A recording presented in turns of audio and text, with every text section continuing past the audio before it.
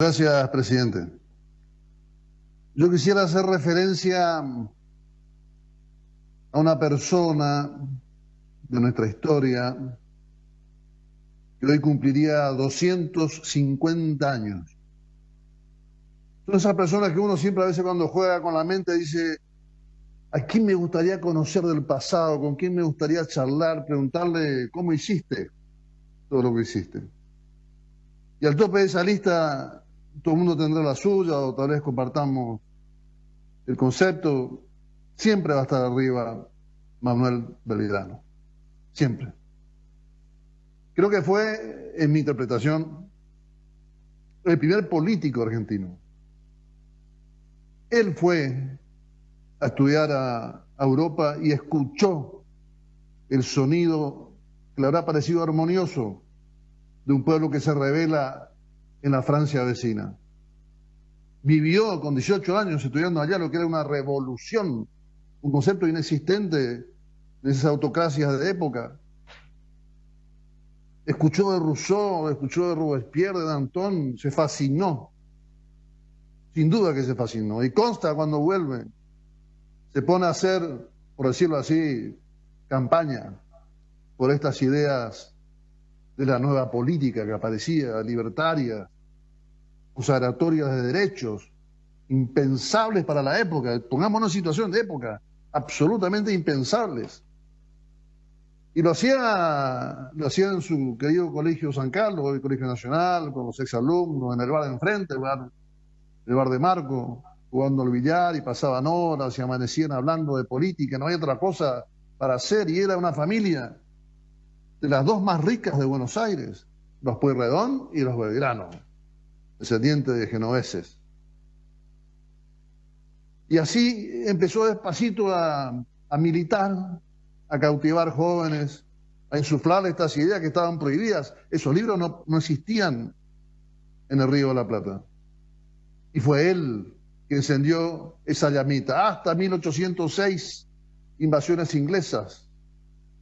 Y él, repito, el abogado de Buenos Aires, se inscribe como suboficial del regimiento de patricios.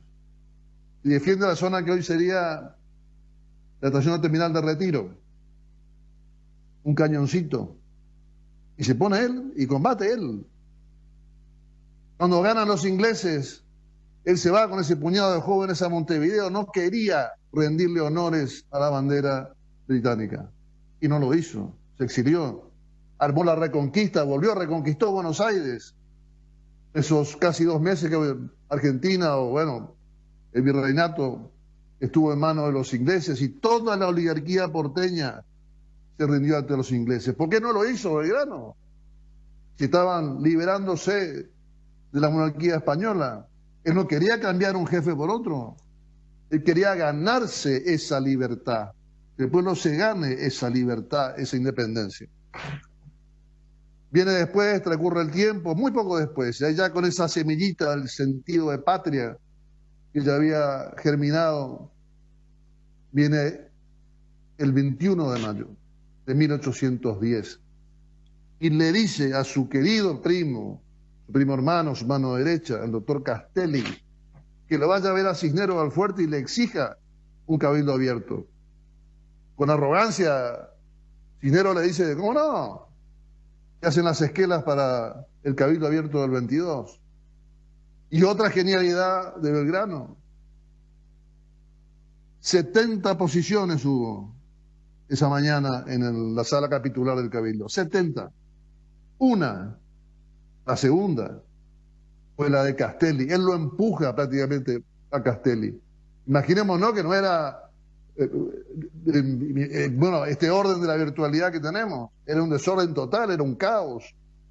Todo el mundo gritaba y él sabía que lo que había predicado durante todo ese tiempo a los jóvenes iba a dar fruto esa mañana. Y con Castelli. Y dice esa frase que es emblemática: el poder está en la gente, en lo que estaba en la Plaza de la Victoria, legitimando el poder que estaba vacío, porque el asunto era quién manda acá.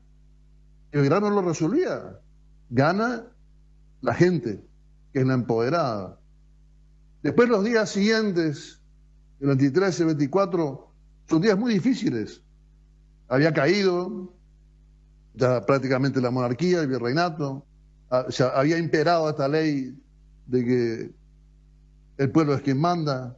Pero ¿cómo se ordenaba eso? ¿Quiénes eran los que iban a estar al frente? Y había luchas, había disputas, había internas, y no eran sencillas, halcones, palomas, criollos, los americanos, los de afuera. Y ahí está para mí, señor presidente, el acto más genial de Manuel Belgrano. Tal vez poco conocido, pero esa noche del 24, cuando todo el mundo discutía en la casa de Rodríguez Peña, lo discutía a los empujones, y que soy yo que yo represento, él se pone el traje de líder y conductor de la revolución. Se va a una esquinita, agarra un papel, una pluma y hace la lista de los 9 que iban a integrar la Junta Provisional de Gobierno. Y si uno la ve y la desmenuza, olvidémonos de los nombres particulares, a quienes representaban, digo que él armó el primer frente político de la historia nacional. Ahí estaban los horticultores, que eran muy poderosos, estaba la iglesia, estaban los catalanes que jugaban para América, por decirlo de una manera, estaban los abogados más tenues y los más halcónicos, los más fuertes, los más de izquierda, por decirlo así. Estaban las Fuerzas Armadas, de una manera, y el regimiento de patricios. Y los juntó a todos. Cuando él se para, lee la lista, se hizo un silencio de sepulcro y aplaudieron, porque él hizo la síntesis de lo que se necesitaba para que la revolución vaya adelante. Eso es lo que hace un conductor. Debate, mira, observa, tiene la mirada larga, decide. Y él decidió. El día después, el 25, es el día que festejamos, que honramos a nuestros patriotas, es la jura. Pero la tarea fue previa. Y no termina él. Él fue el que después se pone al frente de un ejército y viene acá, pasó a pocas cuadras donde estamos hablando ahora, rumbo a la Candelaria, tomó el camino de los jesuitas, un pedazo de la ruta de la yerba mate que hoy consagramos. Y nos hizo la protoconstitución y todo su andamiaje político, lo dijo un diputado hace unos minutos, nunca se basó en contradicciones secundarias, sino en la contradicción fundamental de la época, libres o dominados. En síntesis, presidente, se puede decir tantas cosas, Belgrano, pero me quedo en esto, que nos hizo dar él los primeros pasos de la soberanía política en el Río de la Plata. Es él y gracias a él que hoy tenemos patria, presidente. Muchísimas gracias.